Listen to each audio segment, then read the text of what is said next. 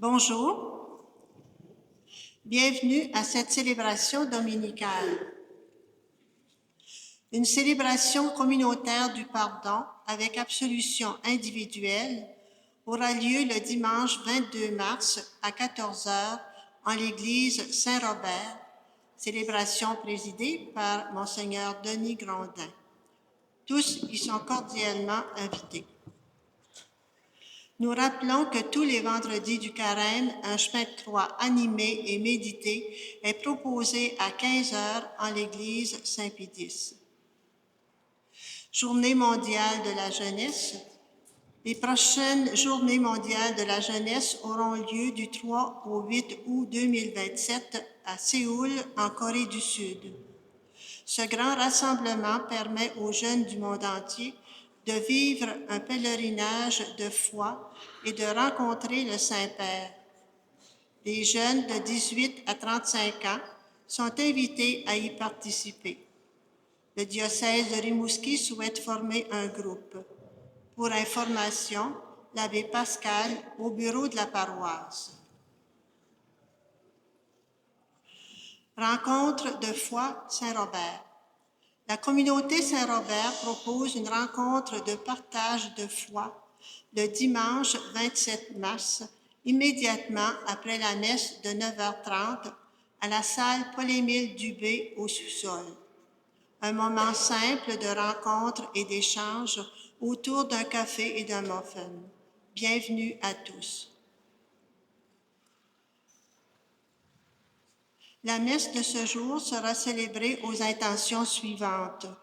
Feu Roland Thibault, feu Nicole Roussel, feu Fernand Paradis, feu Hermel Lavoie, 10e anniversaire, feu Clément Pouliot, parents défunts Théonile et Marcel, parents défunts des familles Leclerc et Bérubé. Intention oubliée d'avoir été mentionnée à la messe du 8 mars, feu Yvon Patry, feu Jacques Dumas, feu Thérèse Carrier, feu Jessica Duchesne. Au cœur du carême, l'Église nous invite à la joie. Non pas une joie superficielle, mais celle qui naît de la miséricorde de Dieu. Dans l'Évangile, le Père accueille le Fils perdu et lui rend sa dignité. Là se trouve la vraie source de la joie chrétienne. Même au milieu de nos pauvretés, Dieu nous attend toujours avec un cœur ouvert, prêt à nous relever et à nous redonner la vie. Entrons maintenant en célébration avec l'abbé Jocelyn Malenfant, accompagné de Clément Roy, diacre. Bonne célébration.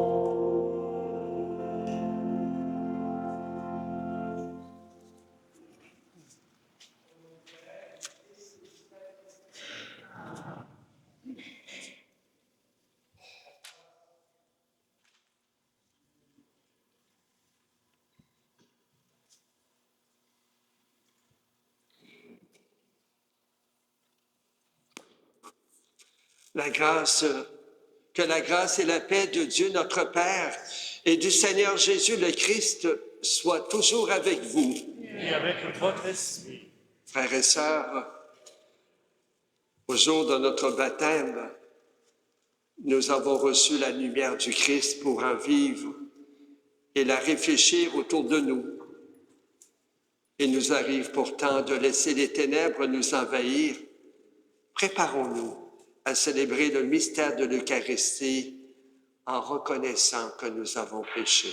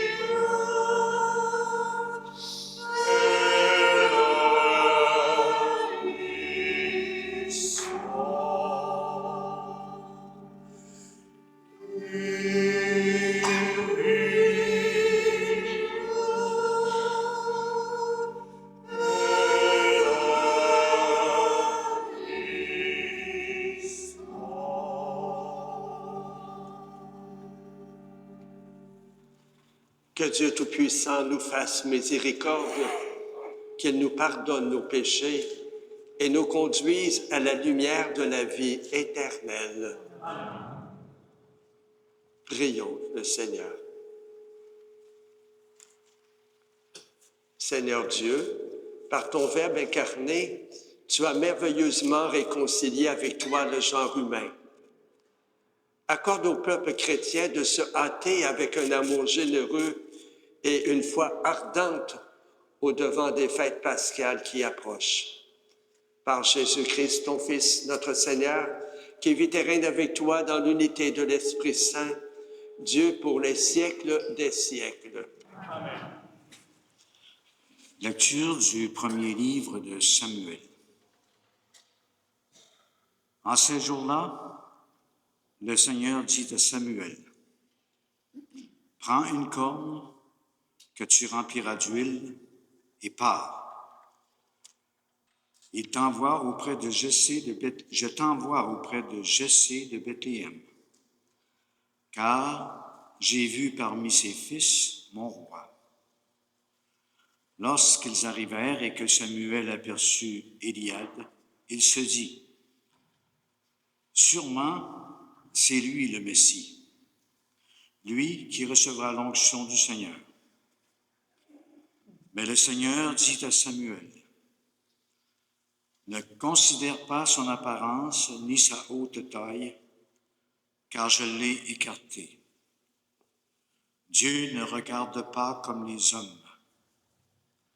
Les hommes regardent l'apparence, mais le Seigneur regarde les cœurs. » Jessé présenta ainsi à Samuel ses 7 fils, et Samuel lui dit, « Le Seigneur n'a choisi aucun de ceux-là. » Alors Samuel dit à Jessé, « N'as-tu pas un autre garçon? » Jessé répondit, « Il reste encore le plus jeune.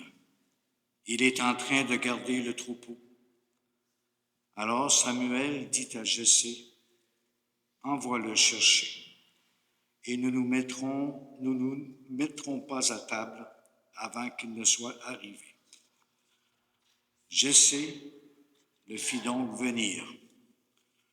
Le garçon était roux, il avait de beaux yeux, il était beau. Le Seigneur dit alors, lève-toi donc, lève-toi, donne-lui l'onction, c'est lui. Samuel prit la corne pleine d'huile et lui donna l'onction au milieu de ses frères. L'Esprit du Seigneur s'empara de David à partir de ce jour-là. Parole du Seigneur. Nous rendons grâce à Dieu.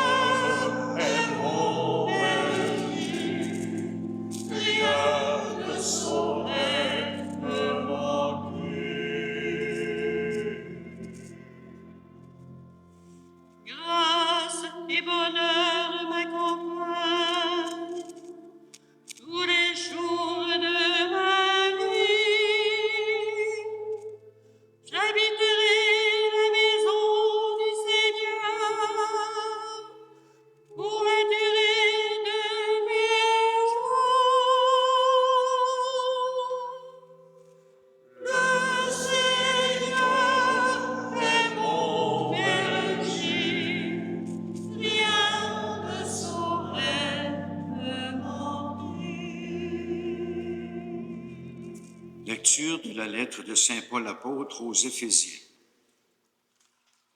Autrefois, vous étiez ténèbres. Maintenant, dans le Seigneur, vous êtes lumière. Conduisez-vous comme des enfants de lumière. Or, la lumière a pour fruit tout ce qui est bonté, justice et vérité. Et sachez reconnaître ce qui est capable de plaire au Seigneur. Ne prenez aucune part aux activités des ténèbres. elles ne produisent rien de bon. Démasquez-les plutôt. Ce que ces gens-là font en cachette, on a honte même d'en parler. Mais tout ce qui est démasqué est rendu manifeste par la lumière, et tout ce qui devient manifeste est lumière. C'est pourquoi l'on dit, « Réveille-toi, ô toi qui dors, relève-toi d'entre les morts, et le Christ t'illuminera. » Parole du Seigneur. Nous rendons grâce à Dieu.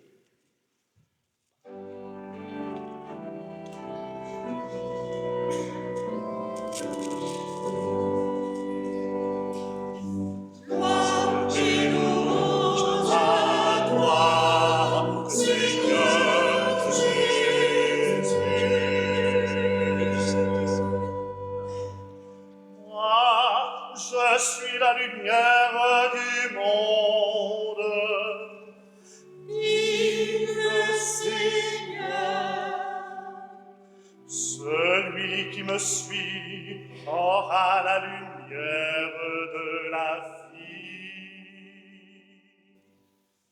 Le Seigneur soit toujours avec vous. Proclamation de l'Évangile de Jésus le Christ selon Saint Jean. Gloire à toi, Seigneur. En ce temps-là, en sortant du temple, Jésus vit sur son passage un homme aveugle de naissance. Il cracha à terre et avec sa salive, il fit de la boue. Puis il appliqua la boue sur les yeux de l'aveugle et lui dit, « Va te laver à la piscine de Siloé. » Ce nom se traduit « envoyé ». L'aveugle y alla donc et il se lava.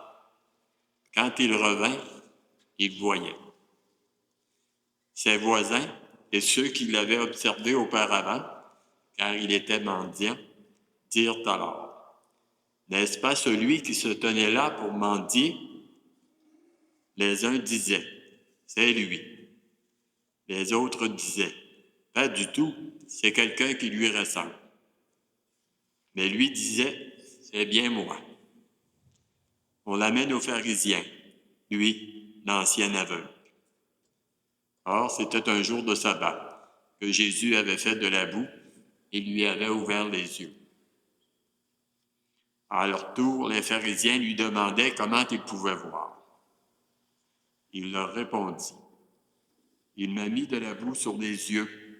Je me suis lavé et je vois. » Parmi les pharisiens, certains disaient, « Cet homme-là n'est pas de Dieu, puisqu'il n'observe pas le repos du sabbat. » D'autres disaient, comme un homme pécheur, comment un homme pécheur peut-il accomplir des signes pareils? Ainsi donc, ils étaient divisés. Alors, il s'adresse de nouveau à l'aveugle. Et toi, que dis-tu de lui, puisqu'il t'a ouvert les yeux? Il dit, c'est un prophète. Ils répliquèrent, tu es tout entier dans le péché depuis ta naissance, et tu nous fais la leçon? Et ils le jetèrent dehors. Jésus apprit qu'il l'avait jeté dehors. Il le retrouva et lui dit, crois-tu au Fils de l'homme?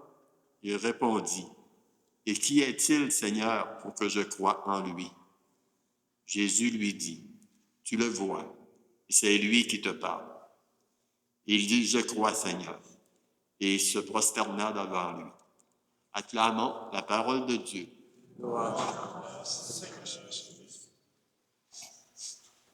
Jésus qui guérit un aveugle, qu'est-ce que ça peut bien vouloir dire pour nous aujourd'hui?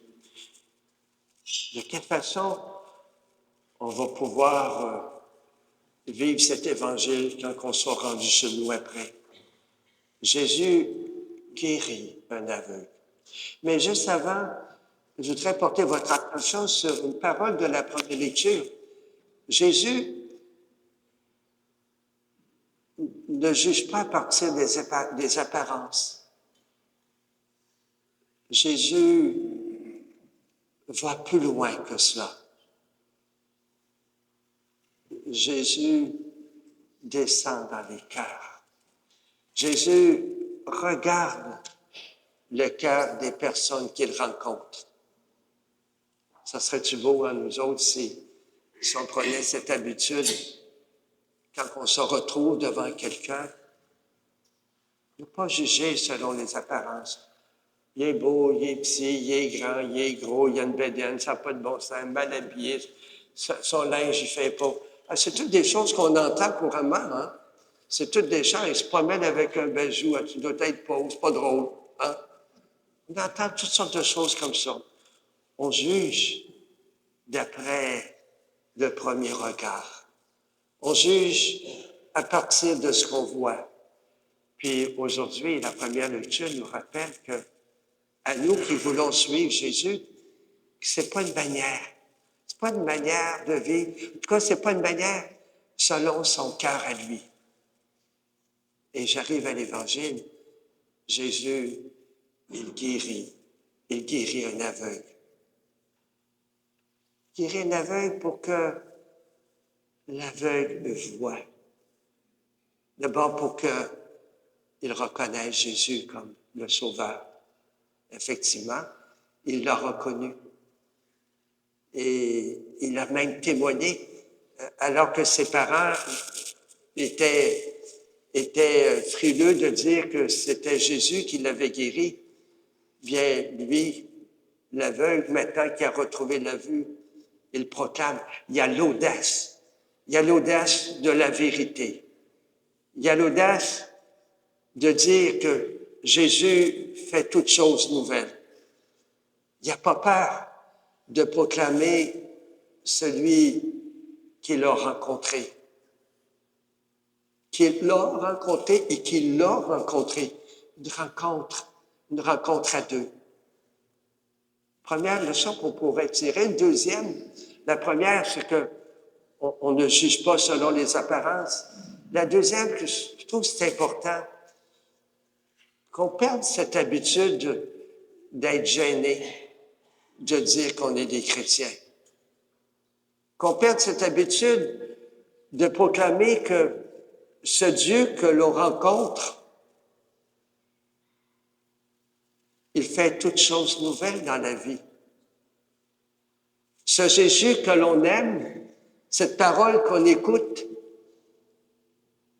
ça nous apporte quelque chose dans la vie. Ça vient transformer notre vie. Il me semble que les meilleurs évangélisateurs, c'est pas moi, c'est pas le Père Jean-Baptiste, c'est pas Clément, si bon soit-il, c'est chacune d'entre vous, à votre milieu de travail, dans la maison, dans votre famille, avoir l'audace de dire votre foi, de dire qu'est-ce que ça apporte, votre relation avec le Seigneur. Je pense que si on prenait cette habitude, on donnerait le goût aux personnes de se mettre en réflexion, de rechercher. Dans un monde un petit peu perdu, dans un monde où il y a beaucoup de détresse, pas juste en Iran, il y en a dans notre milieu aussi. Je pense qu'en proclamant notre foi, on contribue à semer de l'espérance autour de nous.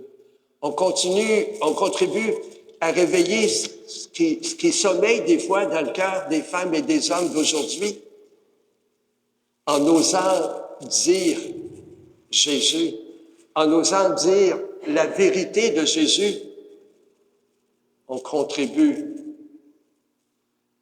à amener les gens à Jésus, à réveiller en eux le goût de le rencontrer. Quelqu'un que je rencontrais cet après-midi en consultation me disait, au travail, quand j'ai des temps libres, j'ai toujours ma Bible et c'est comme ça que j'ai lu la Bible et que j'ai appris à connaître la personne de Jésus. N'est-ce pas merveilleux? Hein? Combien de fois ai-je été puisé dans la parole de Dieu depuis le début du mois de mars?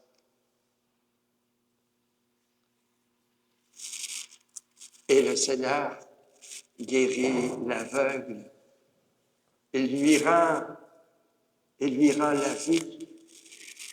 Aussitôt, la lumière apparaît pour lui. Et désormais, pour celui qui était aveugle, un monde nouveau se lève. Une lumière apparaît, une lumière qu'il n'avait pas vue. Il était aveugle de naissance. C'est la nouveauté de la lumière pour lui. On peut imaginer qu'il a contemplé beaucoup de ce qui existait autour de lui. Mais il y a plus profond que cela. Il a rencontré celui qui est la véritable lumière, Jésus, le Christ, celui qui nous rassemble aujourd'hui. Il a sûrement compris que la lumière qu'il a rencontrée, ce Jésus qu'il a rencontré, est venu lui apporter une nouvelle vision de la vie. Notre foi, c'est pas l'accomplissement de codes puis de lois. La foi en Jésus, l'accueil, l'adhésion à Jésus, c'est une nouvelle manière de vivre. C'est un nouveau regard sur le monde. C'est un nouveau regard de la vie en général. Beaucoup de monde s'inquiète actuellement de la guerre au Moyen-Orient. Je connais des gens qui sont stressés, angoissés. Le regard de Jésus que nous portons à l'intérieur de nous peut nous faire comprendre la nécessité d'être des artisans de paix. Peut nous amener à ressentir une grande paix à l'intérieur de nous. C'est un regard nouveau sur le monde. Jésus, si j'adopte, je me laisse éclairer par lui, j'aurai un nouveau regard sur ma famille. Les gens tout près de moi, du même sang, deviendront sûrement plus beaux. C'est un nouveau regard dans ma relation avec les autres. Jésus n'a pas jugé selon les apparences. Jésus a accueilli. Jésus a aimé. C'est un nouveau regard dans ma capacité de pardonner, lui qui est essentiellement pardon. C'est une nouvelle manière aussi de voir ma fragilité humaine. Jésus m'aime à travers ma fragilité. Il veut justement se servir de cette fragilité-là pour se manifester en moi par son don de force, sa tendresse. C'est un nouveau regard sur la maladie. C'est un nouveau regard sur la mort, sur les grandes questions de l'existence. Qu'est-ce que moi je décide aujourd'hui?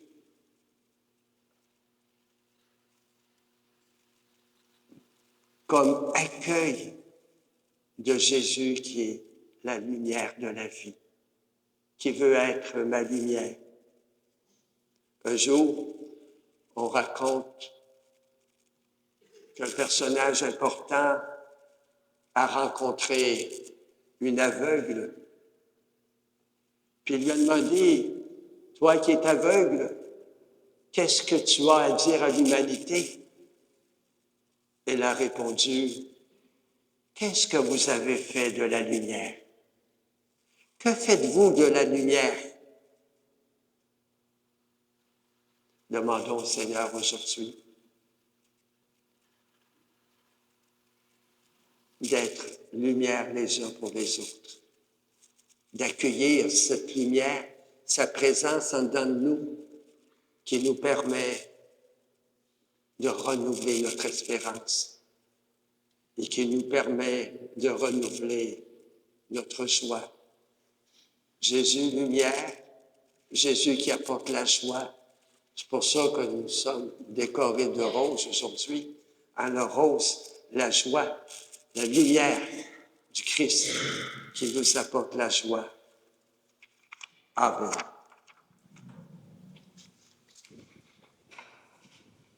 Et avec la joie dans le cœur, la fierté d'avoir rencontré le Christ, lumière de notre vie, proclamant notre foi.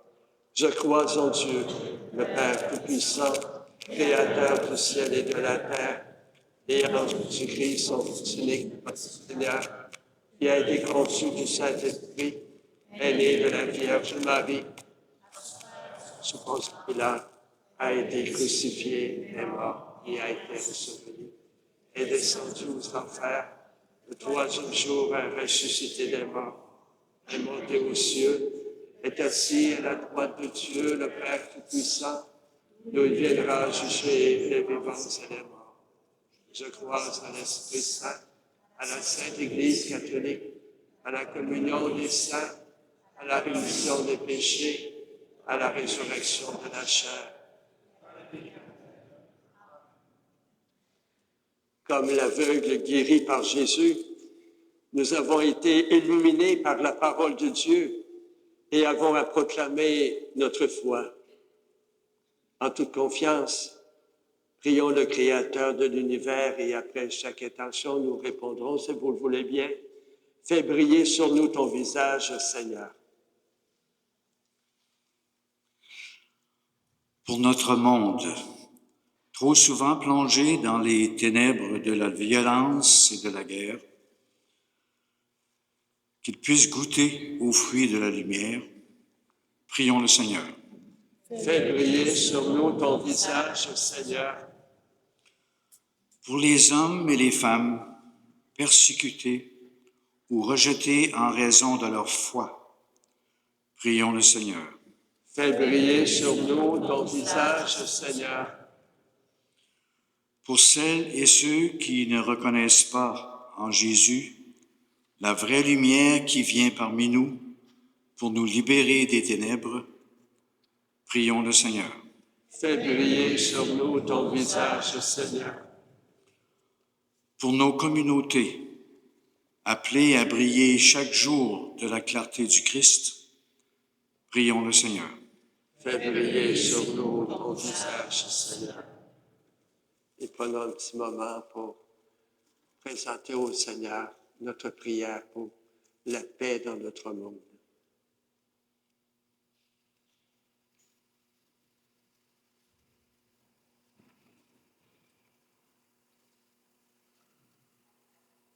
Dieu notre Père, tu nous as envoyé Jésus, ton Fils, la lumière du monde. Ta bonté, chasse de nos cœurs tout ce qui les plonge dans les ténèbres. Ainsi, nous pourrons offrir au monde notre véritable soleil, le Christ, par qui nous t'adressons cette prière et qui vit avec toi et le Saint-Esprit pour les siècles des siècles. Amen.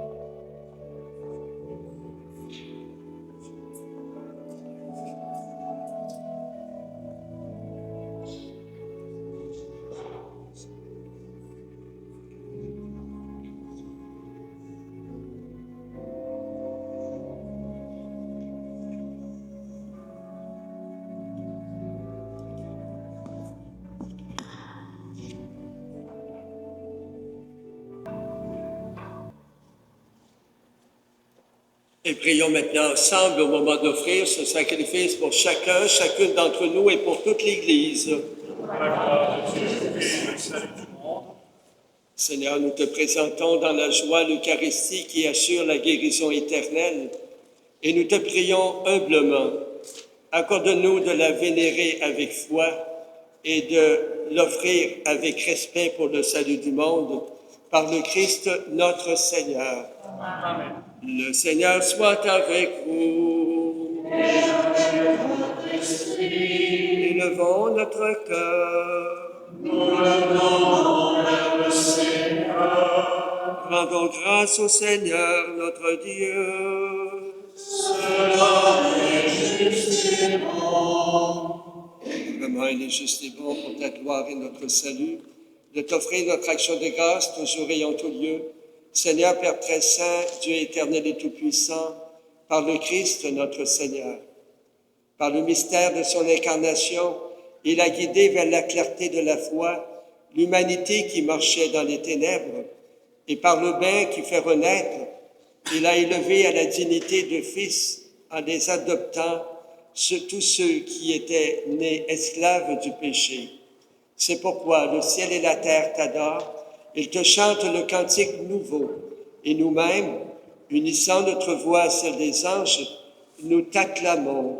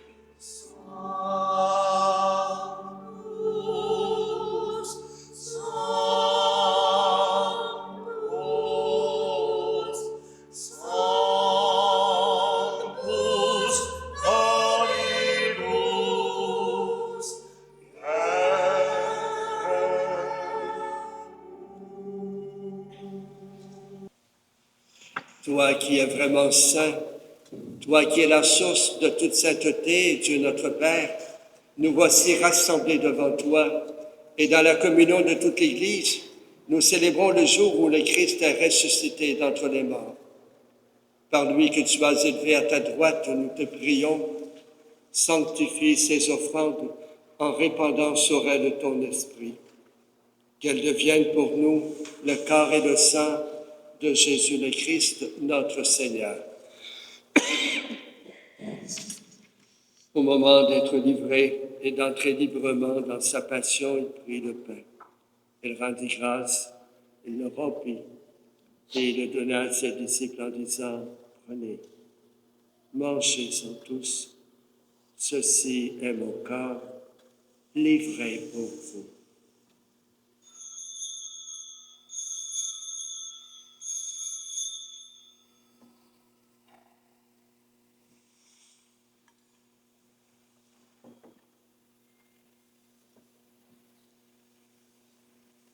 De même, à la fin du repas, il prit la coupe.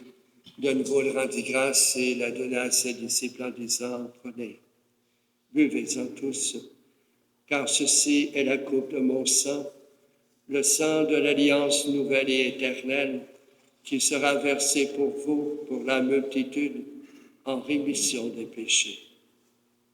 Vous ferez cela en mémoire de moi.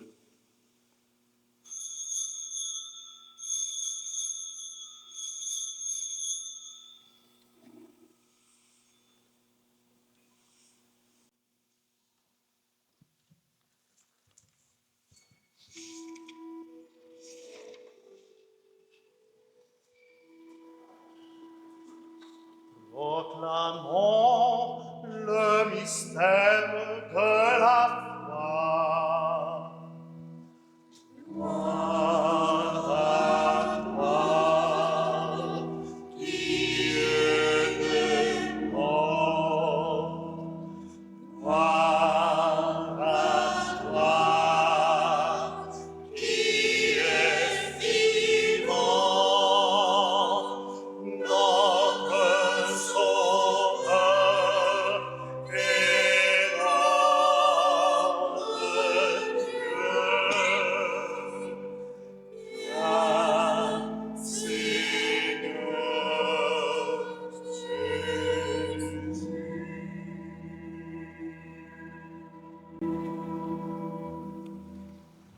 En faisant ici mémoire de la mort et de la résurrection de ton Fils, nous t'offrons, Père, ce pain de la vie, cette coupe du salut, et nous te rendons grâce, car tu nous as estimés dignes de nous tenir devant toi pour te servir.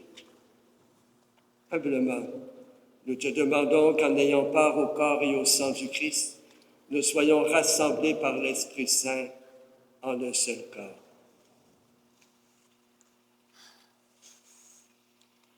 Souviens-toi, Seigneur, de ton Église répandue à travers le monde. Fais-la grandir dans ta charité en union avec notre pape Léon, notre évêque Denis et tous les évêques, les prêtres et les diacres. Souviens-toi aussi de nos frères et sœurs qui se sont endormis dans l'espérance de la résurrection. Et souviens-toi dans ta miséricorde de tous les défunts. Nous te recommandons Roland Thibault, Nicole Roussel, Fernande Paradis, Hermel Lavoie, Clément Pouliot, parents défunts Théonile et Marcel, parents défunts de famille Leclerc et Bérubé, Yvon Patry, Jacques Dumas, Thérèse Carrier, Jessica Duchel. Toutes ces victimes de la crise au Moyen-Orient, accueille-les, Seigneur, dans la lumière de ton visage. Sur nous tous, enfin, nous implorons ta bonté. Permets qu'avec la Vierge Marie, la bienheureuse Mère de Dieu, avec Saint Joseph son époux, les apôtres et tous les saints, la bienheureuse Élisabeth Turgeon, qui ont fait ta joie au long des âges, nous ayons part à la vie éternelle et que nous chantions ta louange et ta gloire par ton Fils Jésus le Christ.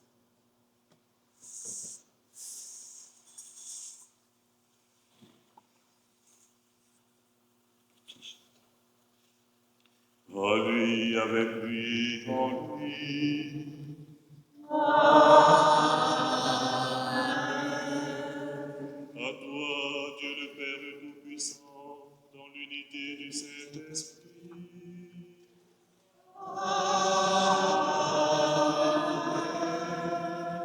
Tout honneur et toute gloire pour les siècles des siècles.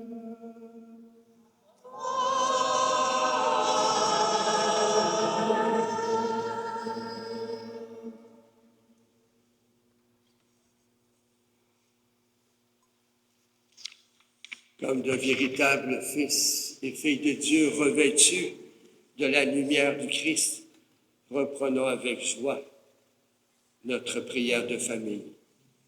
Notre Père, qui es aux cieux, que ton nom soit sanctifié, que ton règne vienne, que Que ta volonté soit faite sur la terre comme au ciel. Donne-nous aujourd'hui notre pain de ce jour. Pardonne-nous nos offenses, comme nous pardonnons aussi à ceux qui nous ont offensés. Et ne nous laisse pas entrer en tentation, mais délivre-nous du mal. Oui, délivre-nous de tout mal, Seigneur, et donne la paix à notre temps. Soutenus par ta miséricorde, nous serons libérés de tout péché, à l'abri de toute épreuve. Nous qui attendons que se réalise cette bienheureuse espérance, l'avènement de Jésus-Christ, notre Sauveur. Car c'est à toi qu'appartiennent le règne, la puissance et la gloire, pour les siècles des siècles. Seigneur Jésus-Christ, toi dit tes apôtres, je vous laisse la paix, je vous donne ma paix. Ne regarde pas nos péchés, mais la foi de toute ton Église. Et pour que ta volonté s'accomplisse, donne-lui toujours ta paix et conduis-la vers l'unité parfaite, toi qui vis et règnes pour les siècles des siècles. Amen. Que la paix du Seigneur soit toujours avec vous. Et avec notre esprit. Frères et sœurs, dans l'unité et dans la charité du Christ, échangeons ensemble un signe de paix. La paix soit avec vous.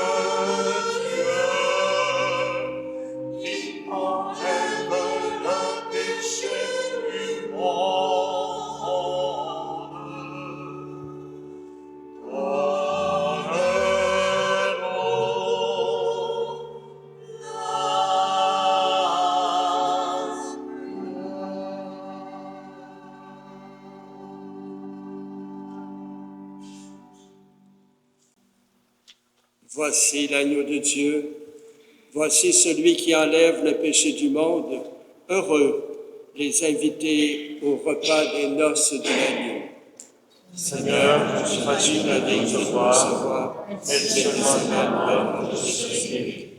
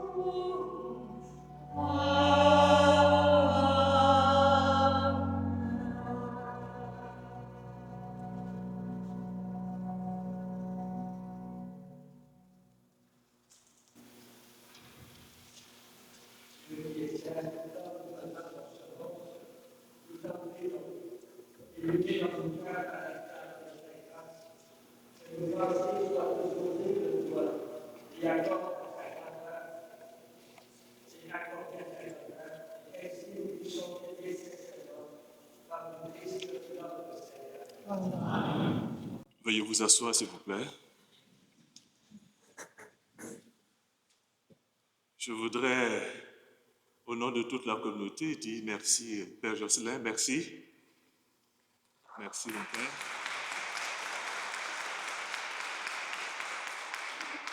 Merci parce que nous clôturons aujourd'hui l'activité, les 24 heures pour le Seigneur, l'adoration qui a commencé hier. Père Jocelyn était là hier. Il a ouvert cette activité. Il est resté pour les confessions avec Père Gérard Roy et Père Michel. Et il est là encore aujourd'hui. Mon Père, merci. Merci pour votre homélie riche en enseignements. Vous nous avez posé une question fondamentale. Qu'avez-vous fait de la lumière? En effet, vous avez développé en disant que la lumière fait jaillir la foi et nous donne l'audace du témoignage. Et c'est ce que nous avons voulu expérimenter. Laissez le Seigneur nous visiter, nous regarder dans l'adoration, nous éclairer de l'intérieur pour que nous soyons nous aussi lumière. En lien avec ce que le Seigneur nous a dit, vous êtes le sel de la terre et vous êtes la lumière du monde. Merci mon Père, merci. Merci à Élie Forcier et à toute son équipe qui ont organisé les 24 heures pour le Seigneur. Merci aux associés, la famille Myriam. J'étais là hier et ça a bien été. Merci à chacun et à chacune de vous.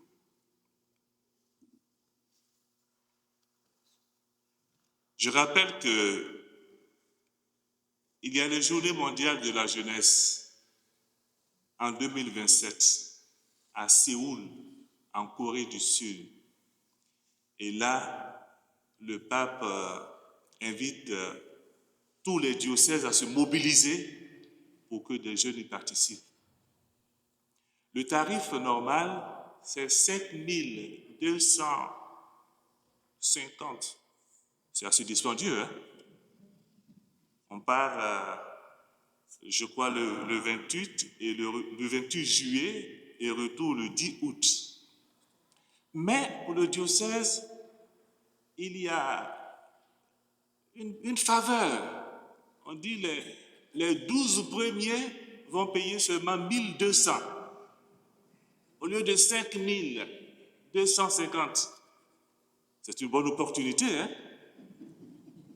N'est-ce pas? Alors donc, allez-y, mobilisez vos enfants, petits-enfants pour qu'ils s'inscrivent. Et je me rappelle que, je sais, pas que je me rappelle, il y a des paroisses qui ont envoyé 2, 3 jeunes, qui ont payé pour que les jeunes aillent vivre une expérience de foi et revenir en témoigner. Le Père nous a parlé du témoignage, c'est important.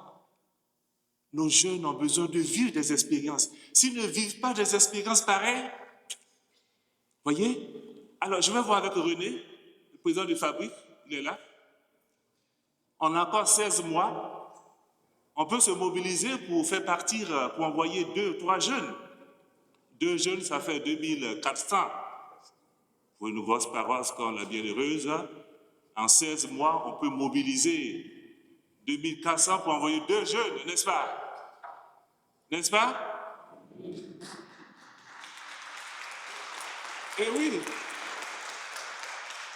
Alors, je vais laisser le soin à René Roy d'organiser tout ça, et puis bon, ceux qui veulent participer pourront voir avec lui. Je voudrais rappeler aussi que nous avons un sanctuaire qui a été aménagé en l'honneur de la bienheureuse Élisabeth Turgeon, là, sur votre gauche, oui, sur votre gauche. Alors, vous pourrez vous recueillir à l'occasion si vous passez par là. Je voudrais vous rappeler que demain, dimanche, nous poursuivons notre série de films sur les épreuves de la foi, cette fois-ci en lien avec Saint Padre Pio. C'est demain à partir de 2h, 14h de l'après-midi, à la salle Amédéa Fortin, juste au sous-sol ici. Claude Robin, merci. Mylène, merci. À vous, chaque membre de la chorale, merci pour votre prestation. Que Dieu vous bénisse. Merci à chacun et à chacune de vous. On peut dire merci à la chorale, s'il vous plaît. Protège, Seigneur, ceux qui te supplient. Soutiens les faibles. Fais revivre sans cesse par ta lumière ceux qui marchent dans les ténèbres de la mort. Et accorde à ceux que ton amour a délivrés de tout mal de parvenir au bien suprême par le Christ notre Seigneur. Amen. Et que Dieu Tout-Puissant vous bénisse, le Père, le Fils et le Saint-Esprit. Frères et sœurs, allons dans la paix, dans la joie du Christ. Amen.